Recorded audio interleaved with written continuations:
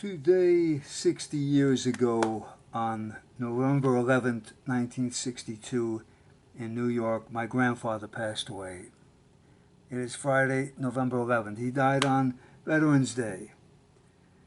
I put a CD out called The Chronicles of Nania, from which I wrote a lot about him in these liner notes. If you pick up a copy of that, you'll find it very interesting if you're interested in anything at all about Grandpa Michelino Nania. And he had a Purple Heart. He was wounded in World War One. What am I saying? World War II. My father was in World War One. And I just got to say one thing. It's amazing to remember him 60 years later. 64 years later, after the Purple Heart and everything. Out there on the battlefield of Chateau-Thierry Argonne in France. He got a Purple Heart for it because he was wounded by a hand grenade and slightly blinded and limped the rest of his life. So I'm remembering my grandfather 60 years later, Michelino Nania, a little man from Italy. Came here in 1910 at age 21. And you wonder about this. 60 years has gone by. He died at age 73. He would have been 133. He was born January 16th, 1889. January 16th, 1889. And I got to tell you, I remember him distinctly. I was 9 years old when he passed away, almost 10, a month shy of 10 years. And this is a whole bunch of videos here on him. He was in this 307th Infantry.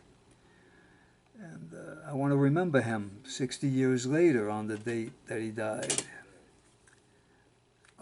Today is Veterans Day, Friday, November 11th, 2022. He died November 11th,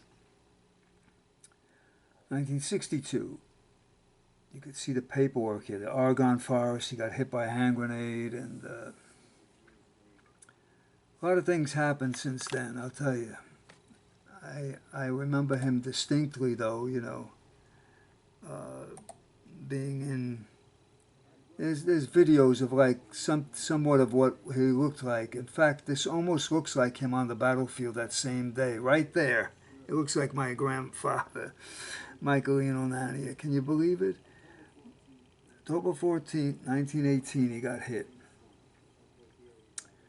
Put him in a French hospital. He was a barber like my father Frank was. But I just want to share this whole thing with everybody because 60 years has gone by. I was 9 at the time. Now I'm 69, imagine. And if you're out there in the world, you buy this CD, The Chronicles of Nania. And I'll tell you all about it inside the liner notes here, But when he died that day in New York, Flushing, it was raining. And I remember it distinctly, They retake the Chateau-Thierry, fighting the Germans. Actually, they were called Prussians back then in World War I. And how many people can remember somebody 60 years ago? You know what I'm saying?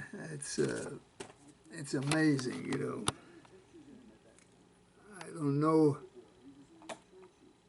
exactly where I would get more photos of him. I have a bunch, that I'll put up later on. Here we go. Here's more video on him. January 16th, 1889 to November 11th, 1962. And he was a good guy. 5'3", something like that. 140 pounds. Little tiny man. Came in from Italy, and then he had to go back to fight for America in World War I, imagine. And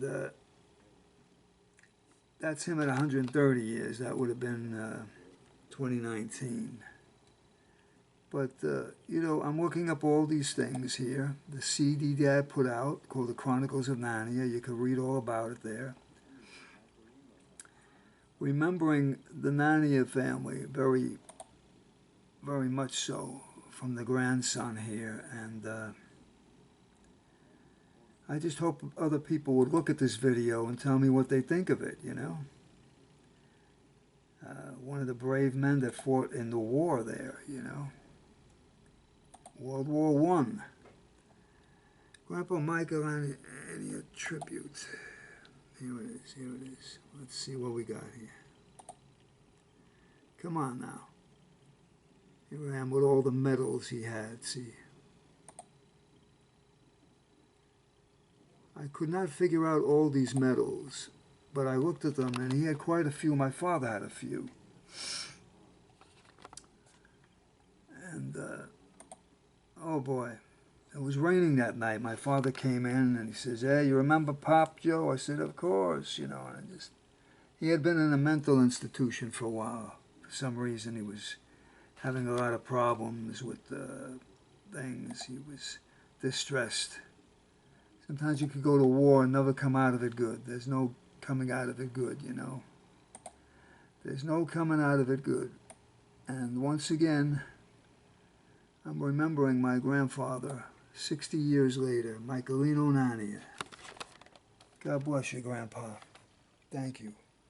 Another man who fought the war and got hurt doing so.